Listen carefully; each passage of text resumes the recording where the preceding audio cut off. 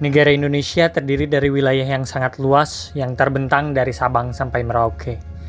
Dengan 16.000 lebih pulau yang tersebar dan menjadi tempat tinggal bagi penduduk dengan ragam suku bangsa, bahasa, budaya, agama dan adat istiadat, menjadikan Indonesia sebagai negara yang besar. Keberagaman suku bangsa ini memerlukan pembangunan sistem politik yang baik dan demokratis yang dapat mempertahankan keutuhan wilayah Republik Indonesia serta mempererat kesatuan dan persatuan Indonesia. Sebagaimana negara besar lainnya, Indonesia dihadapkan dengan berbagai masalah, salah satunya masalah politik. Dengan beragam suku bangsa dan wilayah yang luas, menjadikan anggaran untuk pemilu presiden dan legislatif membengkak. Sehingga pada tanggal 17 April 2019, Indonesia mengadakan pemilu serentak untuk pertama kalinya. Pemilu serentak ini merupakan amanat dari putusan Mahkamah Konstitusi nomor 14 tahun 2013 yang menyatakan bahwa pemisahan penyelenggaraan pemilu presiden dan wakil presiden dengan pemilu legislatif adalah inkonstitusional. Maka dari itu, pemilihan umum harus dilaksanakan secara serentak untuk menjadikan penyelenggaraan pemilu lebih efisien dan menghemat anggaran negara. Pemilu serentak juga bertujuan untuk membuat proses demokrasi menjadi lebih bersih dari kepentingan pihak tertentu. Tapi, pada kenyataannya pemilu tahun 2019 lalu masih diwarnai dengan aksi-aksi tidak terpuji sebagian pihak, diantaranya dengan black campaigns atau kampanye hitam dan politik uang. Black campaigns dan politik uang saat pemilu berdampak besar dan mempengaruhi peserta pemilu untuk memilih pihak-pihak tertentu.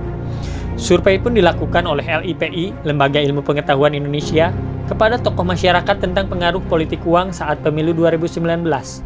Hasilnya, sebanyak 83% responden menilai bahwa pemilih mempertimbangkan pemberian uang, barang, dan jasa dari calon legislatif atau partai politik yang mereka terima saat memilih. Padahal, dengan adanya politik uang, maka semakin besar kemungkinan politik balik modal yang akan terjadi setelah anggota legislatif terpilih.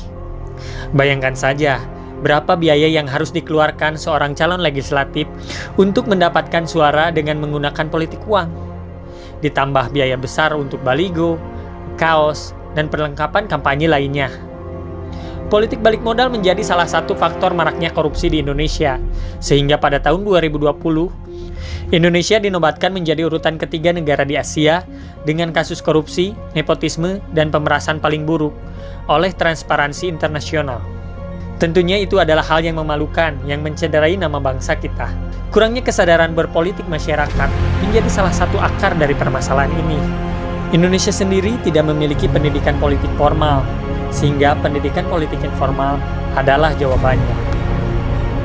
Maka dari itu, kami mahasiswa pendidikan masyarakat mengusungkan program MPP atau Masyarakat Pintar Politik sebagai solusi tepat untuk memberantas korupsi. Salah satu program yang diusung adalah edukasi politik kepada masyarakat secara langsung yang bertujuan untuk menciptakan masyarakat yang cerdas dalam berpolitik dan anti korupsi. Dan dengan memanfaatkan teknologi informasi, kami juga mengembangkan aplikasi IMPP, yaitu aplikasi berbasis elektronik yang memudahkan masyarakat, khususnya calon pemilih baru untuk mendapatkan edukasi politik secara online. Tidak hanya itu, aplikasi ini dilengkapi dengan fasilitas yang bernama E3P, atau elektronik pengenalan pemilih secara personal, yang memberikan informasi bagi para pemilih untuk mengenal para calon legislatif secara lebih mendalam. Tidak seperti media sosial lainnya, dengan E3P, calon pemilih dapat melihat secara gamblang, mulai dari latar belakang pendidikan, visi dan misi, serta program kerja para calon legislatif.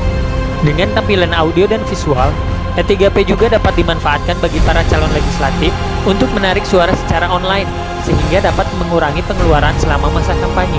Secara tidak langsung, program ini dapat menekan angka korupsi yang akan terjadi di masa depan, dikarenakan politik balik modal yang dilakukan oleh pemenang pemilu, serta dapat menekan angka depresi akibat kekalahan dalam pemilu. Untuk menjadikan negara yang baik, memerlukan rakyat yang sejahtera. Untuk menjadikan rakyat yang sejahtera, memerlukan pemimpin yang berkualitas. Untuk menjadikan pemimpin yang berkualitas, memerlukan pemilih yang cerdas. Dan untuk menjadikan pemilih yang cerdas, MPP solusinya. Masyarakat Pintar Politik sebagai solusi tepat untuk memberantas korupsi.